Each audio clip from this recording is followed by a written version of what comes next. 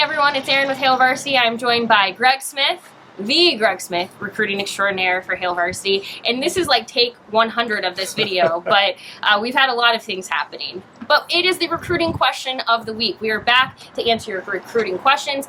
Let's just get this out of the way really quick. If you have a question, you are always welcome to tweet it at GregSmithHV, at Hail Varsity, or you can leave those comments right here on YouTube. In fact, some of your questions from past videos have been included in our mailbag. So if you have not seen your question answered, head to hailvarsity.com, check out the mailbag, or even the recruiting notebook, because it might have already been answered there.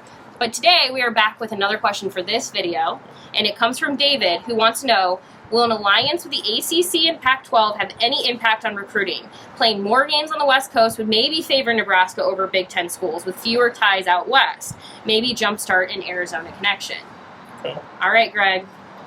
What are your thoughts? I do think that having access to playing games against teams from other parts of the country definitely will help Nebraska and any school in the Big Ten expand their recruiting footprint. I think that's always something. I think Ryan Held terms it as a honey hole out there in recruiting to try and figure out where you can get players. Now, my first thought actually was not for Arizona though. While Nebraska has recruited Arizona fairly well, like throughout their history, and even when Scott Frost first got here, I started to think more about some of those southern schools or southeast schools that Nebraska could play in the ACC and start to expand that way. Nebraska has done a nice job from kind of Georgia and down through that northern part of Florida and some of those areas where I think Nebraska will continue to get visibility down there, because I've talked to different high school coaches down there, especially in Georgia and in North Florida, that say the next step for Nebraska to continue going to the next level with that recruiting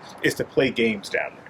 Yeah, I mean, it's definitely interesting when you think about the Pac-12, Big Ten, ACC. You're definitely spanning the country. There are a lot of states covered. You're getting a lot of exposure, not necessarily much in Texas or Oklahoma, but that's okay. I mean, you're going to see a little bit more inside of those southern states, which have become a focus. But, I mean, yeah, you're going to be able to get out to California more often. Even Arizona, like you mentioned, David. You will have a little more visibility just by nature of playing teams in those states. And it will definitely help, because I do think that, when you go out to California and you're recruiting a kid, one of the hurdles that Nebraska can face being so far away from there is a parent will go to Scott Frost and staff and say, well, I'm never going to see my kid play unless I take a very long plane ride to be able to do that. And if Nebraska could come back and say, well, actually, in 2 of the next 4 years, we'll be playing out your way, like within driving distance, that would really help. It's a very specific example, but that is something that comes up on the recruiting trail from time to time. What we're telling you is Nebraska is back.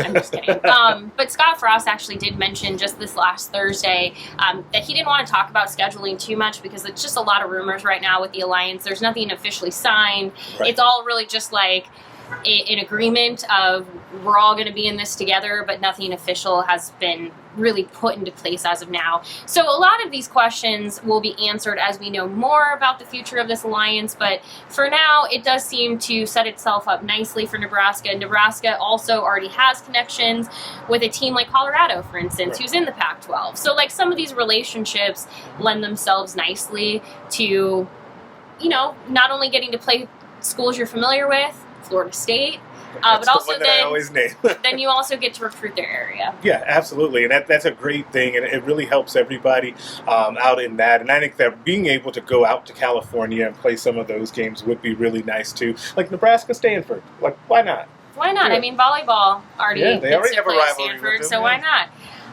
If you want to hear more about this topic, though, you can head to hailvarsity.com this evening, 6 p.m. Central. Greg will dive into it further in the recruiting notebook, but you might as well just go ahead and bookmark hailvarsity.com for the recruiting notebook, Sunday through Thursday, 6 p.m. Central. Greg dives into a variety of topics, again, many times from the things that you leave in the comment sections here or you tweet at him.